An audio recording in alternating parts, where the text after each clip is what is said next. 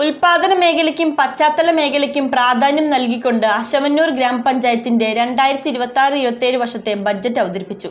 ഗ്രാമപഞ്ചായത്ത് vice president Indu നാരായണനാണ് budget അവതരിപ്പിച്ചത്.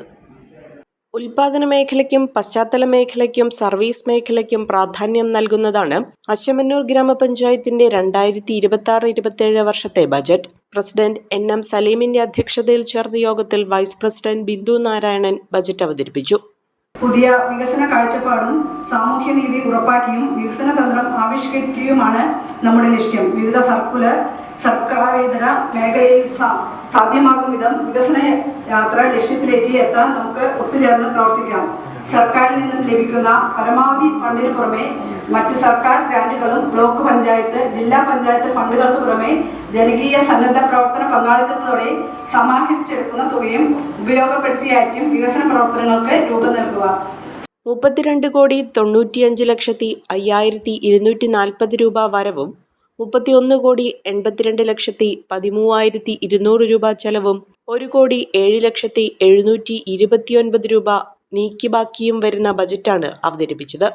ഉൽപാദന മേഖലയ്ക്ക് 58,82,780 രൂപയും പശ്ചാത്തല മേഖലയ്ക്ക് 3,29,98,800 രൂപയും സർവീസ് മേഖലയ്ക്ക് 1,80,96,220 രൂപയും ബജറ്റിൽ നീക്കിവെച്ചു.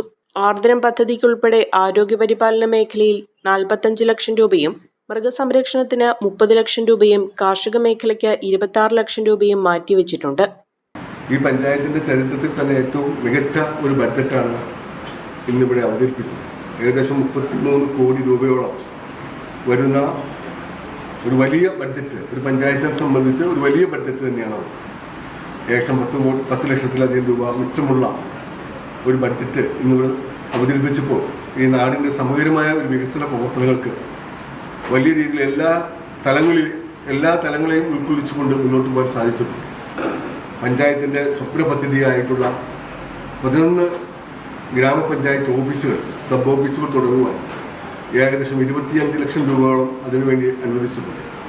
പാവപ്പെട്ട ആളുകളുടെ വീട് മെയിൻ്റനൻസിന് വേണ്ടിയിട്ട് ഏകദേശം 22 ലക്ഷത്തോളം രൂപ അതിനുവേണ്ടി നമ്മൾ ഒരു വീടിന് 50,000 രൂപ വീതം ജനറൽ വിഭാഗത്തിന് നൽകാൻ വേണ്ടി തീരുമാനിച്ചിട്ടുണ്ട്.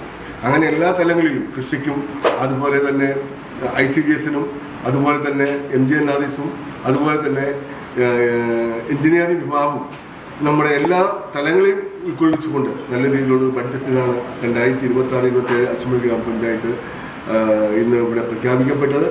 ഈ ബഡ്ജറ്റ് നമ്മുടെ ഈ നാടിന്, ഈ അശമന്നൂർ പഞ്ചായത്തിന് വലിയൊരു മുതൽക്കൂട്ടായി മാറും എന്നുള്ള കാര്യം സംശയമില്ല. ലൈഫ് ഭവന നിർമ്മാണ പദ്ധതിക്ക് 71 ലക്ഷം രൂപയും ശുചിത്വ മിഷന്റെ ഭാഗമായുള്ള ഹരിതകർമ്മ സേനയുടെ പ്രവർത്തനങ്ങൾക്കായി 8 ലക്ഷം രൂപയും വകയിരുത്തിയിട്ടുണ്ട്. ഗ്രാമകേന്ദ്രങ്ങൾ തുടങ്ങുന്നതിന് 25 ലക്ഷം രൂപയും റോഡുകളുടെ നവീകരണത്തിന് 1,50 ലക്ഷവും നീക്കിവെച്ചിട്ടുണ്ട്. അഡ്വക്കേറ്റ് എൽദോസ് കുന്നപ്പിള്ളിൽ MLA, ജില്ലാ panchayat member Mubas Odakkali, block panchayat member Preetha Sugu, സ്ഥിരം സമിതി അധ്യക്ഷന്മാരായ നിഷി ജബ്ബാർ, സനോഷ് സി മത്തായി, ബിന്ദു ബെസി, ഗ്രാമപഞ്ചായത്ത് സെക്രട്ടറി PA അബ്ദുൾ ലത്തീഫ്, ആസൂത്രണ സമിതി ഉപാധ്യക്ഷൻ ജിജു ജോസഫ് തുടങ്ങിയവർ യോഗത്തിൽ പങ്കെടുത്തു.